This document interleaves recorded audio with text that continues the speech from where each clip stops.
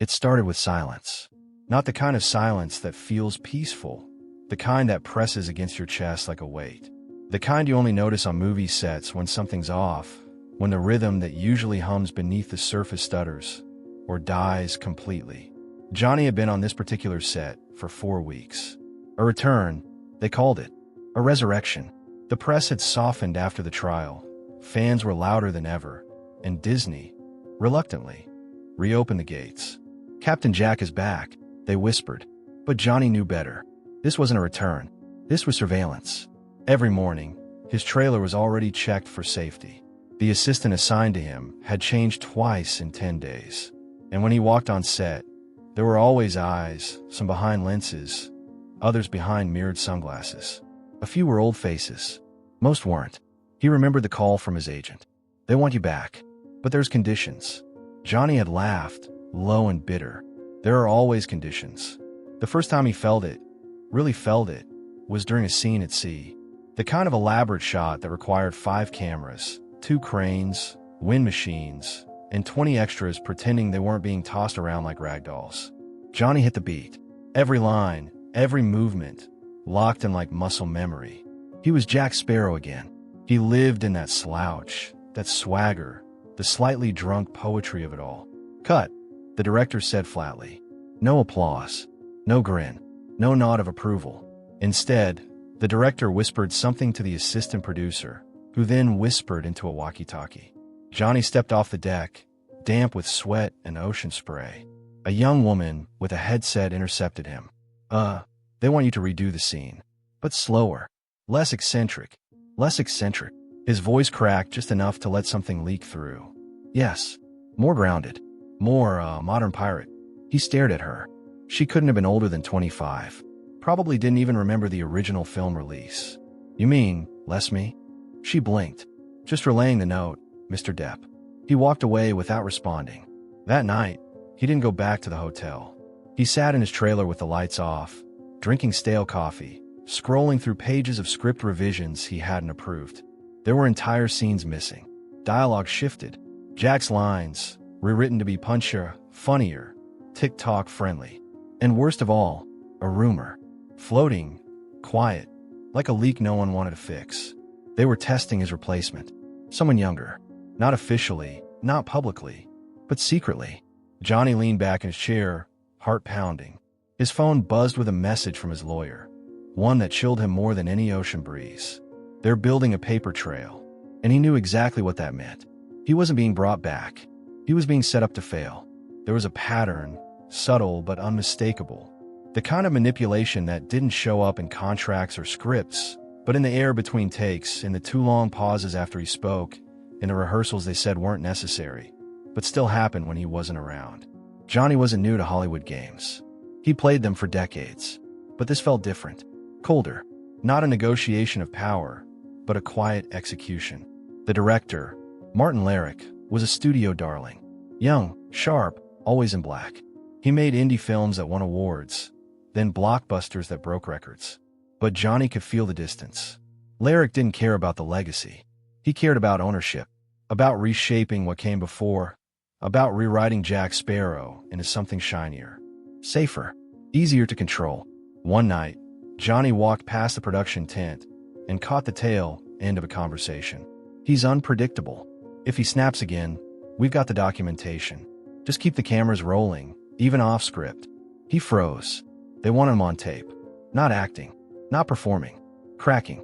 There had already been moments. Times when he'd missed a cue because the lighting was changed last minute. Times when a wardrobe assistant accidentally gave him the wrong costume. And the worst, a prop switch that nearly caused him to fall during a stunt. The crew played it off, but he saw the smirk on the safety coordinator's face. They were collecting ammunition, waiting for him to lose it, waiting for the internet to explode again with Johnny Depp meltdown on set. A headline they could feed to every outlet hungry for a Fall From Grace sequel. But Johnny didn't give them that. Not yet. He kept his head down. He adjusted his lines. He stayed silent when younger cast members mocked his pacing or whispered "boomer" under their breath when they thought he couldn't hear.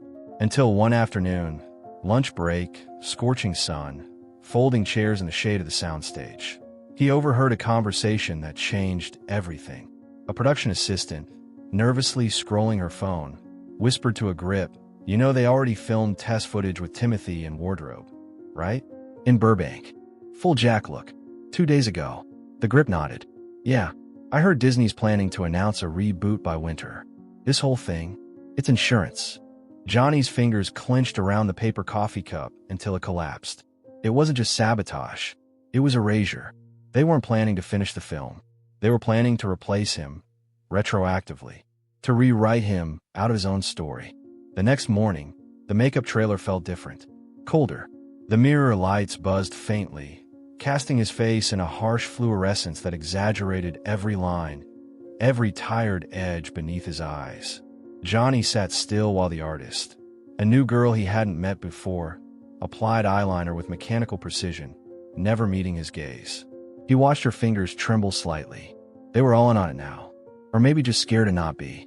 The script pages on the counter were marked with fresh notes, lines scratched out, new ones scribbled in different handwriting. No one had told him. Again, he didn't say anything.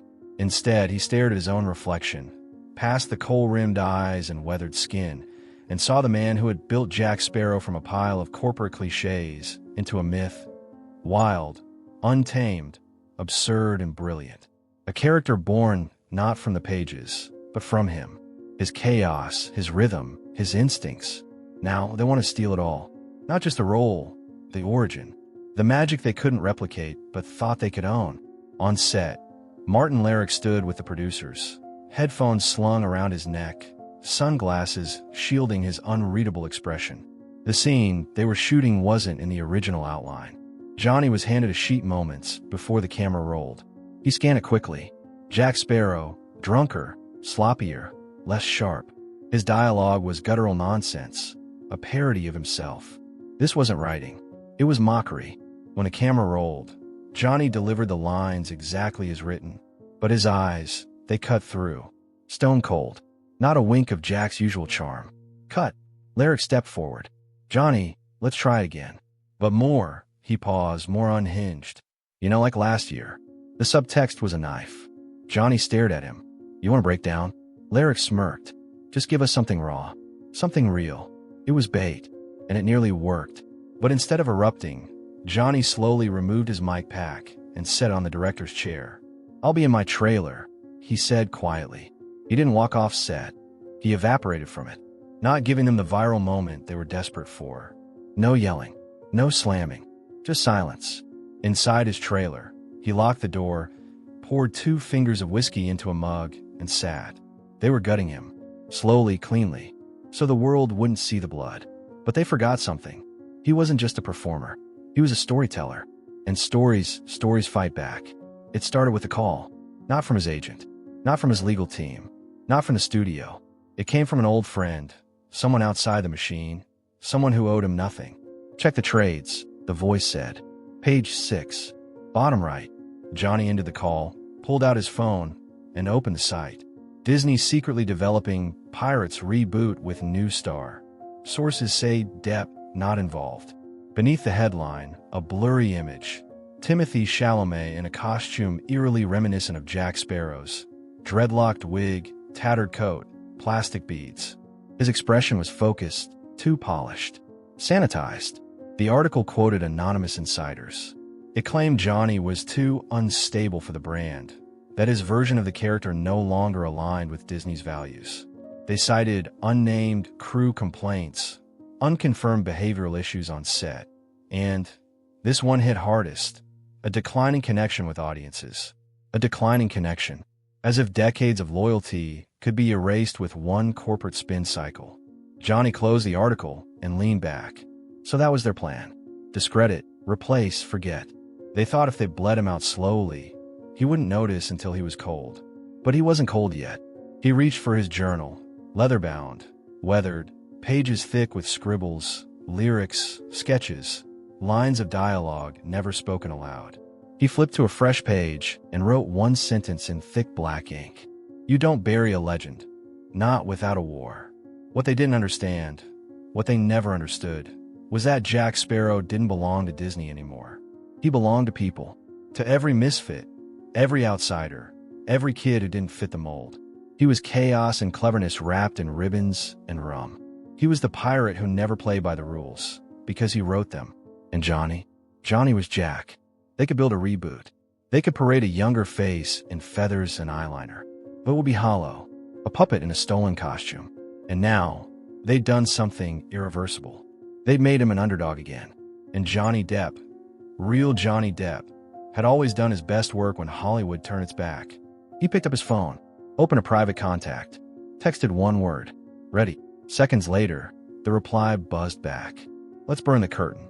And just like that, the war began. It wasn't just about a role anymore. It never really had been. The betrayal had peeled back layers Johnny had tried for years to hold together, with charm, with irony, with that half-drunken swagger the world mistook for invincibility.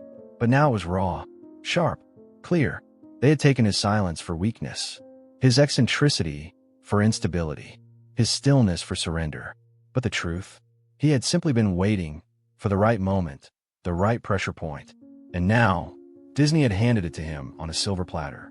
The reply to his message, "Let's burn the curtain," came from Gregor Lane, an old cinematographer, a shadow of a man with a Rolodex of secrets. He'd worked second unit on the first 2 Pirates films, then quietly disappeared from studio sets after leaking footage from a major production that showed a lead actor abusing crew. The studio buried it. Gregor didn't forget. Johnny met him the next night. The place was anonymous. A storage loft in Silver Lake, cluttered with gear from a decade of guerrilla filmmaking. VHS tapes, hard drives wrapped in rubber bands, a whiteboard covered in red marker loops and arrows. "You sure you want to do this?" Gregor asked, tapping a finger against a labeled drive. The label read, "Coventry, Depp 2004. Johnny nodded once. This was the kind of footage Disney never wanted to see daylight. Raw behind-the-scenes moments. Not rehearsed interviews or sanitized press junkets, but the reality. Footage of how production treated him. How executives spoke to him when cameras weren't rolling. Things whispered in corridors about his worth, his image, his replaceability. He hadn't known it had been recorded. Gregor had. He kept copies. Insurance, he called it. But now, it was ammunition. "This stuff sees light. They'll blacklist you even harder," Gregor warned. "They'll spin it. Say you're bitter. That you're trying to rewrite history." Johnny didn't blink. "Let them," he said. He took the drive and left. Back at home, he poured a drink. Not rum. He hadn't touched rum in 3 years. Just water, cold and clean. He sat at his desk and opened the drive. The first clip was time-stamped July 2004. Orlando Bloom laughing off camera. Kira nightly struggling to keep her wig on. Crew members yelling over crashing waves. Then came a darker shift. A voice. Sharp. Unmistakable. "He's becoming a liability." Another voice. "Well, what did you expect? He's not a team player. He's a persona." And another. "The minute we don't need him, we're done babysitting his creative process." Johnny paused the clip. He didn't feel anger. Not anymore. Just a cold clarity. They'd always planned for his exit. But now he had a plan too. He didn't sleep that night. Not because of the footage. He'd been expecting betrayal for years. It was something else. A sensation he hadn't felt in ages. Control. He finally had something real in his hands. Not gossip. Not headlines. Not another PR war. But raw, undiluted truth. Something he didn't need to embellish or narrate. Just expose. At 4:17 a.m., Johnny picked up his phone and called someone he hadn't spoken to in nearly a decade. Sasha Vale. She was a former investigative journalist who'd burned every bridge of Variety when she tried to run a story about systemic silencing in Hollywood. Studio heads called her unstable, obsessed, vengeful. In reality, she had receipts, ones too dangerous to publish. He didn't say hello when she answered. He just said, "I have something you'll want to see." They met that afternoon in a small glass-walled cafe in Burbank. Sasha showed up with tired eyes, a legal pad, and a trembling hand that hadn't held a cigarette in 3 years. Until today. "Tell me this isn't some artistic revenge project," she said. "I don't have the luxury of caring about anyone's legacy anymore." Johnny pulled the hard drive out from his coat. "It's not about legacy," he said. "It's about the rod." She plugged in her laptop right there. They watched it together, side by side, in silence. No cuts, no commentary. 28 minutes of casual cruelty, manipulation, and boardroom backtalk that peeled away the myth of collaboration and revealed the factory floor of blockbuster cinema. When the video ended, Sasha didn't speak for almost a full minute. Then she closed the laptop, lit another cigarette, and exhaled like she hadn't in years. "They'll come after me," she said. "And after you." "They already did," Johnny answered. "What's your angle?" she asked. "What do you want people to feel?" Johnny looked out the window. "Not pity, not even anger. I just want them to stop pretending." Sasha leaned forward. "This goes live, and you're done in this town." He gave a faint smile. "Then maybe it's finally time to leave it behind." She nodded slowly, then got up. "I'll call you in 2 days. We'll do it right. Not a leak. A reckoning." As she left, Johnny remained seated, letting the sun pour across his table. He wasn't scared.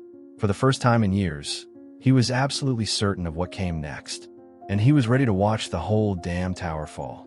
The next morning, the air in Los Angeles felt thicker, like something unspoken was already moving through it. Invisible but charged, like the first crack of electricity before a storm. Johnny sat on his porch in the Hollywood Hills, black coffee in hand, guitar untouched beside him. He wasn't writing music. He wasn't journaling. He was remembering. Not the blockbusters or red carpets, but the early days, when film sets felt like sacred ground, when directors gave a damn, when you could look another actor in the eye and know you were both risking something honest. Now, it was spreadsheets, marketing tie-ins, actors coached not by directors but PR teams. Every line of dialogue passed through a dozen filters, every risk reduced to what was palatable to shareholders. And Pirates, the franchise that had made him untouchable, was the most painful ghost of them all. The Disney execs hadn't just stolen his character. They dismantled him, took the spark of madness, commodified it, and turned Jack Sparrow into a Halloween costume. What the footage showed was more than corporate coldness. It was deliberate cruelty, mocking him behind closed doors, conspiring to write him out while pretending to negotiate, calling him a PR liability with eyeliner and a dwindling Q-score. Johnny could handle being replaced. That wasn't the wound. The wound was the pretending, the fake smiles, the empty assurances, the years of being told he was family, only to find out he'd been a placeholder all along. He opened his laptop. Sasha had already sent a draft outline. It wasn't a smear piece. It was smarter than that. A surgical, fact-driven exposé with timelines, emails, corroborated footage. A story that didn't scream, it bled. She even had a title, The Pirate They Tried to Bury. It gave him chills. His phone vibrated. It was a message from Vanessa, not the press, not his agent, not the internet. Just a quiet, personal message. "Whatever this is, just make sure it's for the right reasons." He stared at it for a long time. What were the right reasons? To burn them? Or to break the illusion? He thought about his daughter, about legacy, about the millions of people who still believe the studio version of everything. And then he thought about that look in Sasha's eyes when the footage ended. Not revenge. Recognition. She'd seen it too. The rot beneath the shine. That night, he recorded a voiceover. Not for publicity, but for the story's opening. His voice, graveled and low, whispered, "For years, they sold you a dream. But dreams built on silence become nightmares for those who live them." He sent it to Sasha. No turning back now. The video leaked before they were ready. It wasn't the full cut Sasha had meticulously edited. It was a raw, unpolished clip. Just 14 seconds. Grainy footage of Disney executive, half-lit in a backroom meeting, muttering, "Depp's done. I don't care how iconic he thinks Sparrow is. We own him now." No context. No credits. No watermark. Just enough to light a match. And the internet? It exploded. Twitter turned into a war zone. Hashtag Justice for Johnny started trending within hours. Fan edits, conspiracy threads, even former crew members chiming in anonymously. "This isn't even half of it. We were told not to speak. I saw how they treated him." Sasha hadn't leaked it. Johnny was sure of that. She was too precise. But someone the chain had. Someone who had seen the early cut, maybe from her editing bay or a forwarded file. Either way, it was out, and now the fuse was burning fast. Johnny wasn't surprised. What surprised him was how fast people chose sides. Some defended Disney, claiming the footage was fake, AI generated. Others pulled receipts, Old interviews, contracts, box office graphs, all lining up with what was finally surfacing. And then, a call came in, not from Disney, from Gore Verbinski, the original Pirates director, the man who'd once told Johnny that Jack Sparrow was a character only you could invent. His voice was weary, cautious. "They're scared," Gore said. "I heard from someone inside.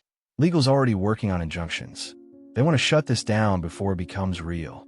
"It is real," Johnny said quietly. "You know what I mean." Silence.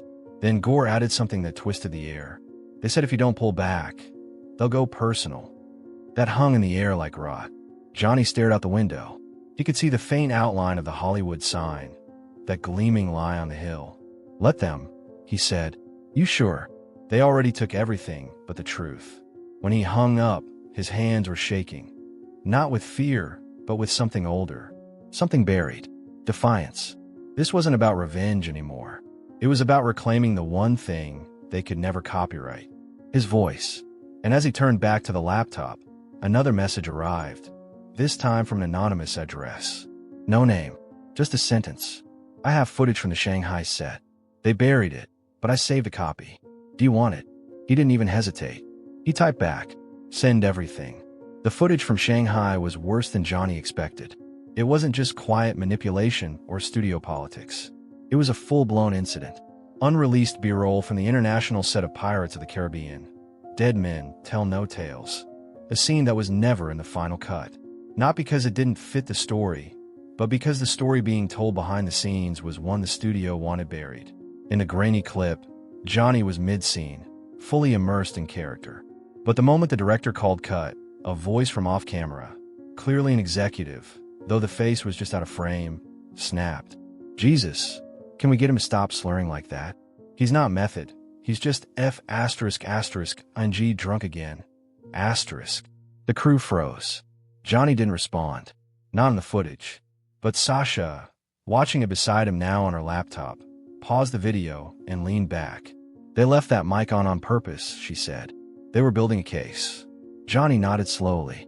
This wasn't about him being unreliable. It was about leverage. The studio knew they were planning to phase him out, but they needed insurance, something that would make the public agree with the decision. So they documented everything.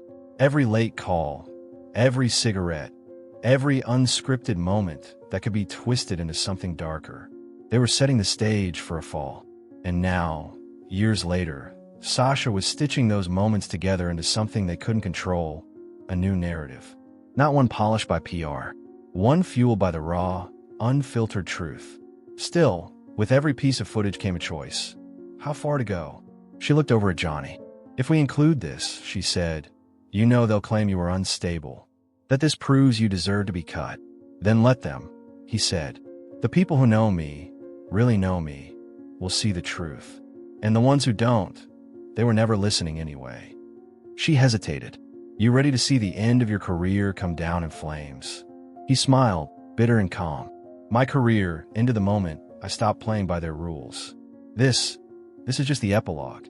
He stood up, walked to the window, and looked out at the sunset over LA. "Let it burn. I'll build something better from the ashes." That night, Sasha uploaded the private link to part 1 of the full documentary. Within 10 minutes, the link had been viewed over 1,000 times and shared twice by accounts known for leaking internal studio documents. Something had begun, and there was no stopping it now. By morning, the leak had a pulse. Not a roar. Not yet, but the kind of subtle, crawling tension Johnny had learned to recognize. The kind that started quiet, beneath the noise, then erupted all at once when people finally turned their heads. The YouTube link Sasha uploaded wasn't meant for the public. Not yet. It was a test. A controlled ripple sent through underground channels, film school forums, insider Discord servers, subreddits where ex-crew members still whispered about Disney's blacklists. But something went wrong. Or maybe exactly right. Because by the time Johnny poured his second cup of coffee, Sasha's phone was vibrating nonstop. Mentions. Shares.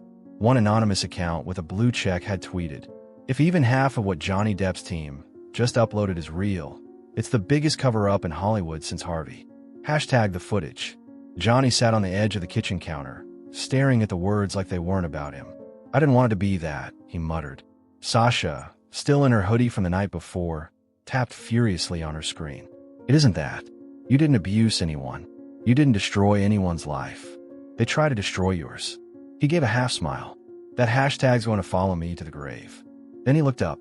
You think they'll come after you for this? She paused, looked at him. I'm not the one with a $700 million franchise and a target on my back. I'm just the girl who pressed upload. It wasn't exactly comforting. By noon, legal threats had started trickling in. Quietly, informally. Emails from friends at Disney, polite concern from old managers, agents pretending to advise from a distance. But by 2 p.m., the gloves came off. A former Disney executive gave a statement to Variety. We are aware of a maliciously edited clip circulating online, designed to defame and mislead. Mr. Depp was offered help multiple times during production and often refused. We remain proud of the Pirates franchise and the many people who brought it to life. It was exactly the response Sasha predicted. They're going to say you were broken, she said flatly, and that they try to help you. They'll flip it like you were the danger. He looked at her with tired eyes. I was hurting, not dangerous. They won't care. You know that, right? He nodded. But the audience might. And they did. Because that night, the full version of the Shanghai clip hit Twitter. Not Sasha's version. Someone had stolen the raw footage from her cloud drive. The unedited version, full of cigarette breaks, awkward silences, off-camera shouting, and one moment where Johnny quietly wept alone in costume after the crew walked away. It was supposed to destroy him, but did the opposite. Because when people saw the uncut version, they didn't see a monster. They saw a man. Exhausted, broken, human. And suddenly, the internet didn't want an apology. It wanted justice. And it wanted more. The next morning, there were 27 missed calls on Johnny's phone. Most were from names he hadn't seen in years. Agents, former co-stars, a talk show producer who once canceled on him at the height of the trial. But the one that mattered came from a blocked number. He answered it without thinking. A voice, cool and deliberate. You've stirred the pot too hard, Mr. Depp. We're not going to let this become a war. He didn't speak, just listened. You still have a legacy. Don't light it on fire. Click. Sasha leaned against the kitchen counter, holding her own phone tightly. That wasn't a threat, she said. That was a promise. Johnny sat at the table, eyes bloodshot, fingers wrapped around a chipped mug. They don't care if I burn, he said. They just don't want to smell the smoke. The video, the raw, unfiltered clip, had now passed 10 million views. Fan edits popped up within hours. Subtitles in a dozen languages. Threads analyzing every shadow in the background.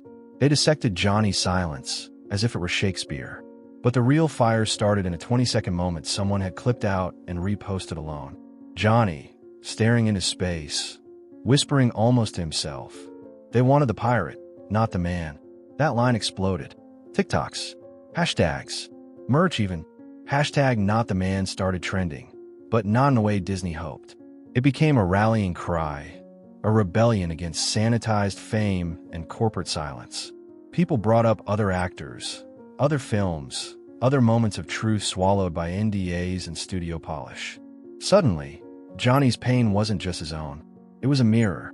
But not everyone liked what they saw. 2 studio lawyers showed up at Sasha's door with polite smiles and veiled threats.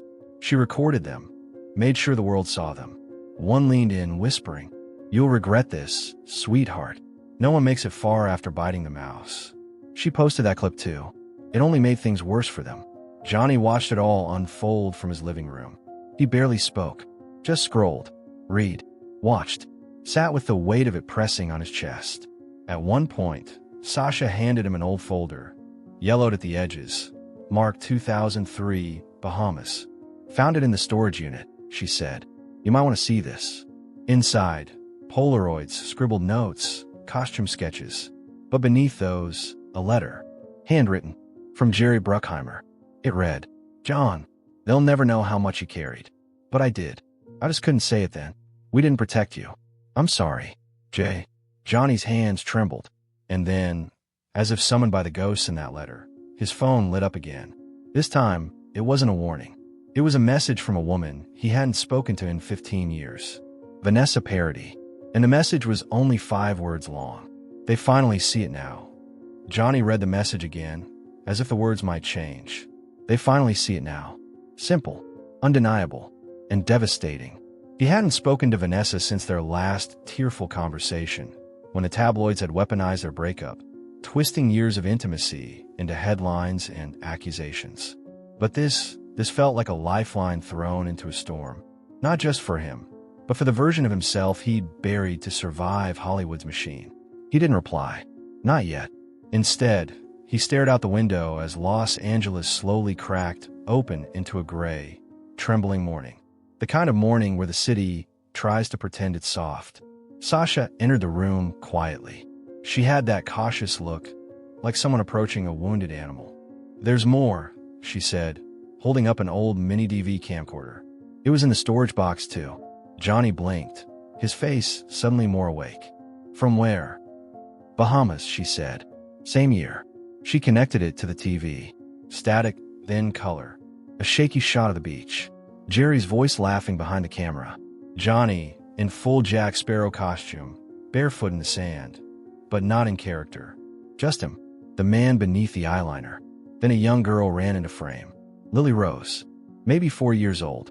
She launched herself into his arms. And then, the most damning part. Off camera, a voice. "You think they'll let him be like this forever?" Another voice, quieter. "No, they'll drain him dry. And then, pretend he was never real." Johnny leaned forward, face pale. He didn't remember that conversation. He didn't know who said it. But it was there. Captured. Undeniable. He stood up abruptly. "We're not done," he muttered. He left the room. A few minutes later, Sasha found him in the studio, staring a long-forgotten painting of his, unfinished. Wild brushstrokes of red and black slashing across a white canvas. "You're going to war, aren't you?" she asked. "No," he said, dipping a brush into crimson paint. "I'm just telling the truth." Finally, and for the first time in a decade, his hand didn't shake. Within hours, he posted the camcorder footage. No edits, no commentary, just a caption. "This is who I was before they sold my shadow." The video detonated across the internet. Within a day, #ShadowSold trended. But something unexpected happened. An anonymous Reddit post from a self-identified former Disney assistant claimed there were 37 hours of behind-the-scenes footage from pirates that had never seen the light of day. Some of it, they said, showed studio manipulation, forced reshoots, and breakdowns Johnny had off-camera that were deliberately erased from the final narrative. It wasn't a rumor anymore. It was a leak, and it was coming. The internet was on fire. Within 48 hours, the leaked footage began surfacing in fragments, grainy, time-stamped clips with studio watermarks hastily blurred out. At first, they trickled through Reddit and encrypted forums, but soon they hit Twitter, TikTok, YouTube. The algorithms couldn't suppress them fast enough. One video showed Johnny pacing the deck of the Black Pearl set, surrounded by a crew nervously glancing toward a tent marked producers only. The audio, crackling but clear, picked up his voice. "You said I could improvise. That's what you hire me for. So why the rewrite? Who's this executive consultant telling me how to walk like Jack?" Another cut showed him seated alone in costume, makeup half done, staring at the ocean as a production assistant approached with a clipboard. He waved her away. "Give me 5. Just 5, love." His voice cracked. He's not a puppet today. Fans ate it up. Critics, too. Suddenly, journalists who once branded him unstable began revisiting their old takes. Think pieces dropped with titles like "The Manufactured Madness of Johnny Depp" and "Was Disney Afraid of Its Own Pirate?" A cultural reckoning was forming, not just around Johnny, but around every celebrity chewed up by the Hollywood machine. And the machine was panicking. Sasha's phone rang again. This time, it wasn't lawyers. It was Ted, one of the top-tier legacy producers on the original Pirates franchise, long retired, once called the ghost in the boardroom. He hadn't spoken to Johnny in years. "I made copies," he said over the phone, "of everything. Contracts, memos, audio logs. I kept them. I don't know why. Maybe I knew they'd hang you out to dry." Sasha didn't flinch. "What do you want?" "To give it to you," Ted replied. "But not over the phone. I'll meet you." Discreetly. 3 hours later, they sat in the back of an old jazz bar in Laurel Canyon. The man looked thinner, paler, haunted by decisions he hadn't made, but had allowed.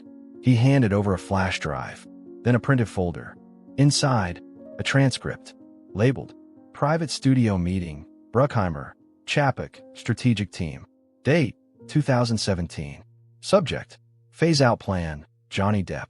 In it, they discussed exhaustion optics, replacing brand anchor, and long-term liability due to escalating personal narrative risk.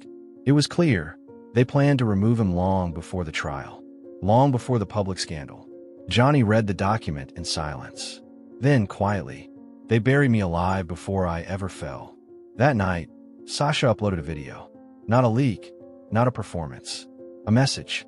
Johnny sat in front of a black backdrop. No makeup, no rings. Just a man, quiet and raw. I was never perfect, he said. I drank too much. I laughed too loud. I wore the mask too well. But everything I gave with blood. He looked in the camera. They didn't cancel me. They just forgot I was human. The video went viral in under an hour. And somewhere in Burbank, a frantic emergency meeting began.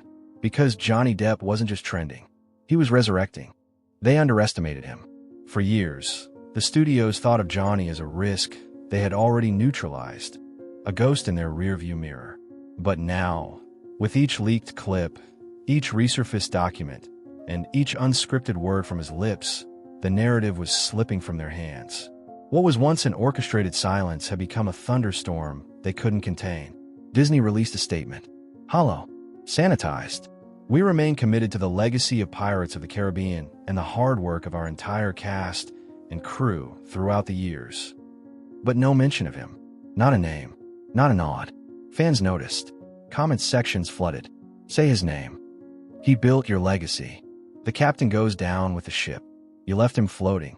Meanwhile, Warner Brothers panicked quietly. Though they'd long severed ties during the Fantastic Beasts fallout, whispers inside the studio said executives were re-evaluating their stance. Not because they believed in him, but because the wind was changing. Back at Johnny's place in West Hollywood, the atmosphere felt both electric and somber. Sasha sat cross-legged on the floor, going through stacks of dusty hard drives Johnny hadn't touched in years. Live jam sessions with legends, unseen behind-the-scenes reels, voice memos recorded during lonely hotel nights. Each file revealed not just a timeline of a career, but a map of a man who had never stopped creating, even while the world tried to erase him. I want to release it all, Johnny finally said. The good, the broken, the human parts. Sasha hesitated. That's your whole life, Johnny. He nodded, then let them see the cost. 2 days later, the Vault launched, a raw, digital archive curated by Sasha and Johnny, containing never-before-seen materials from his decades in the industry. But it wasn't just a nostalgia project. It was an expose. Clips title things like, When They Try to Rewrite Jack Sparrow, Why Refuse a Scene, Studio Note, Be Less Weird. One entry exploded across the internet. An unreleased audition tape from a rising actor. A studio-backed replacement secretly tested for Jack Sparrow's reimagining, while Johnny was still in contract. The actor fumbled, overacted, lacked soul, and yet, the executives in the background could be heard whispering, "This version will be easier to control." It was the smoking gun. Within hours, legacy outlets like Rolling Stone, Vanity Fair, and The Hollywood Reporter pivoted. No longer cautious, now celebratory. The narrative wasn't about a comeback anymore. It was about a reckoning. And then, the real shock. A whistleblower from Disney's internal PR division leaked documents detailing a long-term image suppression campaign, keywords flagged in search engines, algorithm tweaks on YouTube, even back-channel conversations with journalists to delay or downplay any positive Depp-related coverage. Johnny stared at the files. So they didn't just bury me, he said. They salted the ground after. That night, the Vault posted a simple photo. Johnny in silhouette, standing alone in front of the Black Pearl model he kept in his studio. Caption, "They built a machine to forget me. I built a story they can't erase." And that's when the phone rang. Not from studio, from Tim Burton. And he wasn't calling about the past. "Johnny." Tim's voice cracked faintly through the speaker, half whisper, half confession. "They're scared, but not of what you think." Johnny stood motionless, phone pressed against his temple, eyes narrowing at the distant LA skyline, as if he could see straight through it. "They're scared," Tim continued, "because your story's becoming more powerful than theirs." It wasn't a call of pity. It wasn't even a call to reminisce. This was different, heavier, loaded with an unspoken offer. "They want me to recast you," Tim said after a long pause. "For a sequel you helped shape 10 years ago." Johnny didn't respond. He didn't need to. Tim exhaled slowly. "I told them no." It hung in the silence between them like thunder before a storm. This wasn't just loyalty. It was a line in the sand. They're bluffing. They don't have anyone who can replace your gravity. And deep down, they know it. When the call ended, Johnny didn't speak. He simply walked in the back room, where Sasha was editing the next drop for the vault. She paused when she saw his face, somewhere between grief and resolve. "Load the tape," he said. "The one with all of it." That night, the new upload broke the internet. An unseen, handheld clip shot on set during Pirates of the Caribbean 3. No cameras were supposed to be rolling, but someone, a crew member, maybe a loyal stunt double, had captured the unfiltered moment when Johnny stormed off a scene after an executive tried to feed him a rewritten monologue designed to make Jack Sparrow more marketable. In the video, Johnny tossed the script pages into the ocean. "You don't understand the character," he seethed off camera. "You don't care. You're not even listening. Jack isn't for you." The clip ended with applause, actual applause from the crew. Silent for years. Finally loud. It hit a collective nerve. Millions viewed it within hours. Comments swarmed. He was protecting the art, while they were selling the packaging. He didn't play Jack Sparrow. He was him. More videos followed. Not leaks, but testimonies. Cameramen, set decorators, assistant directors, people who never made headlines, but had been there, in the shadows, watching everything unfold. One particularly devastating video featured a former assistant director who admitted there were instructions to slowly isolate Johnny. Rewrite scripts without telling him. Shift credits away from him. It was coordinated. Calculated. I was part of it. And I'm ashamed. As the dominoes fell, so did the fear. Others spoke. Anonymous tip lines turned into open forums. Journalists who had once been hushed now flooded podcasts and Twitter threads with stories they had buried. And yet, Johnny never once asked for revenge. He asked for truth. Sasha, now both his archivist and his confidant, sat with him on the back porch as the city hummed beneath them. "Why now?" she asked softly. "Why fight for something they already tried to erase?" Johnny lit a cigarette, not for the nicotine, but for the ritual of silence between questions. "Because somewhere," he said, "there's a kid who believes he's too strange to belong. And I need him to know, strange doesn't mean broken." He looked at her, firelight flickering in his eyes. "It means they're scared of you." And somewhere, deep inside a studio boardroom, the last person who tried to silence him watched those words replay on a loop. Because now, the story was no longer theirs to control. The next morning, the front gate of Johnny's house was crowded. Not with paparazzi, not with protesters, but with people. Real people. Fans, artists, former crew members. Even a quiet woman who once handed him coffee on set in 2004. Now holding a cardboard sign that read, "We remember who you were when no one was watching." Johnny didn't step out immediately. He stood behind the curtain, looking down at them with an ache he couldn't quite place. It wasn't pride. It was something quieter, like recognition. Inside, Sasha was overwhelmed.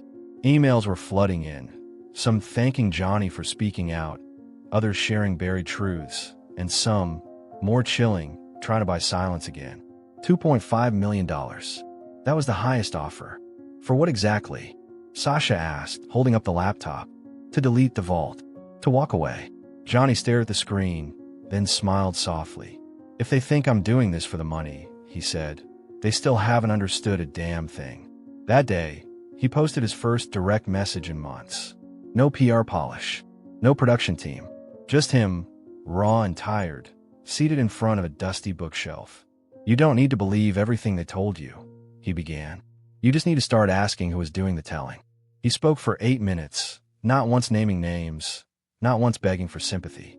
He told stories of stolen lines, of directors with knives in their smiles, of the moments when his soul split from the script and he kept going anyway. He ended with a single sentence. "If they could erase me, they'd do it to you too." It went viral within an hour. Across the world, something shifted, quietly, subtly, but undeniably.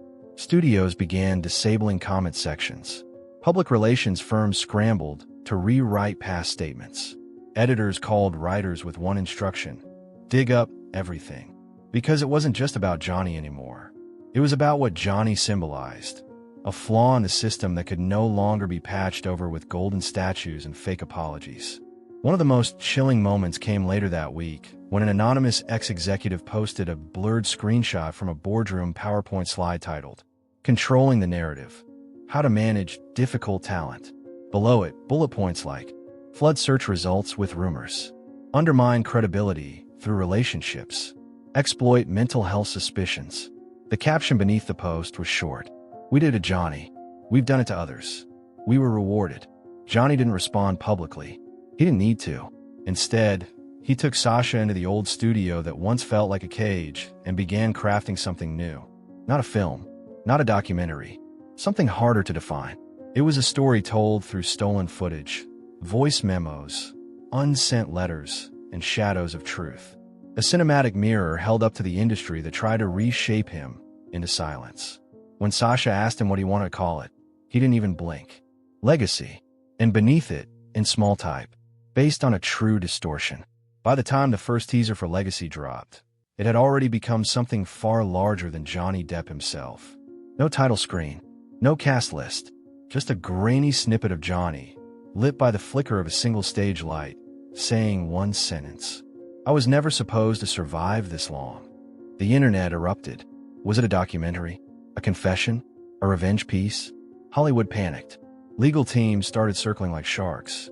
Anonymous sources came forward, some trying to discredit, others desperate to align themselves with Johnny before the tide fully turned. Meanwhile, Sasha and Johnny kept working in silence. He wasn't trying to make a perfect film. He was trying to make an honest one. Every scene was stitched from real-life fragments, surveillance footage from old sets, deleted voicemails from producers, even iPhone recordings from nights when he couldn't sleep and would ramble into the dark. And then, one night, Sasha discovered something that stopped her cold. An unreleased behind-the-scenes clip from Pirates of the Caribbean 4. Johnny, in costume, was sitting off-set, hunched pale. A producer, blurred in the video but unmistakably powerful, leaned in and whispered something too faint to hear. Sasha enhanced the audio. What she heard made her hands go numb. "Don't forget who owns your comeback." Johnny hadn't remembered that moment. When she played it back for him, he just nodded. Quiet. Distant. "They really thought they made me," he said. "Maybe they did, but they never got to keep me." That line ended up in the film, word for word. When Legacy premiered online, Johnny refused to submit it to festivals or distributors. Instead, he uploaded it, uncut, free, no ads, on an anonymous account titled "Only When It Burns." Within 48 hours, it had over 12 million views. Within 72, it was removed by copyright claims. But it was too late. The file had been downloaded, mirrored, encrypted, and re-uploaded across the world. People were sharing it in underground forums, Reddit threads, Telegram groups. Even USB drives were being mailed like contraband between artists. It was being called a digital uprising, a reckoning. Late-night hosts made jokes. Executives drafted statements. But none of it stuck, because for the first time in a long time, the audience didn't care what the industry had to say. They had heard Johnny's voice, unfiltered, unbroken, and they weren't going to unhear it. By the end of that month, 3 major studios were under investigation for labor malpractice. 2 high-profile producers resigned, and 1 A-list actor publicly apologized for burying truths to protect careers. Johnny didn't gloat, didn't tweet, didn't dance in the ruins. He just kept walking, quietly, steadily, forward, because this wasn't about revenge anymore. This was about reclaiming the parts of himself they tried to erase. The man, the myth, the mess, all of it. Finally, Johnny didn't give interviews. Not after Legacy spread like wildfire. He turned down every offer, from Oprah to Netflix, even a major podcast deal rumored to be 7 figures. He stayed silent, and somehow, that silence spoke louder than any of them could have predicted. But people needed closure, and one day, out of nowhere, he gave it to them. Not through a press tour, not on a red carpet, but in the form of a letter. Handwritten, photographed, posted on an anonymous art blog that hadn't updated in over 4 years. No title, no signature, just words, raw, shaky, human. I spent a lot of years letting other people speak for me. Directors, lawyers, PR teams, exes, friends. Sometimes, I thought if I stayed quiet long enough, the truth would speak for itself. But the truth doesn't speak. It rots. It waits inside your gut until it either kills you, or you dig it out with your bare hands. I made mistakes. I trusted the wrong people. I hurt some good ones. And I let a system feed off me because I thought that was the price of survival. But I'm done surviving. I want to live. And to live, I had to set it all on fire. Every lie, every fake smile, every contract soaked in blood and silence. If you watched the film, thank you. If you hated it, I get it. But if you saw even one sliver of your own story in mine, then maybe we're not as alone as they want us to believe. Burn bright. And don't ask permission. Jay. That letter was screenshotted more than 30 million times in a week. It was tattooed on arms, printed on canvases, sampled into music tracks. One line in particular became a rallying cry across social media. Truth doesn't speak. It rots. But Johnny wasn't looking to be a leader. He just wanted to be free. A year passed. Then two. No new films. No public sightings. Until one night, in a small jazz bar in New Orleans, a grainy phone video surfaced. A man with long, graying hair, his face half hidden under a weathered fedora, stepped onto a makeshift stage. He picked up a guitar, didn't say a word, just played. And in that moment, no lights, no cameras, no press kits, he looked more alive than he had in decades. Not a comeback, not a redemption arc, just a man who finally remembered who he was before they tried to sell him. And this time, no one could take that away. Thank you for watching. If you want more raw, untold stories like this, subscribe and turn on notifications. Click on the screen now to see another side of Hollywood they don't want you to know.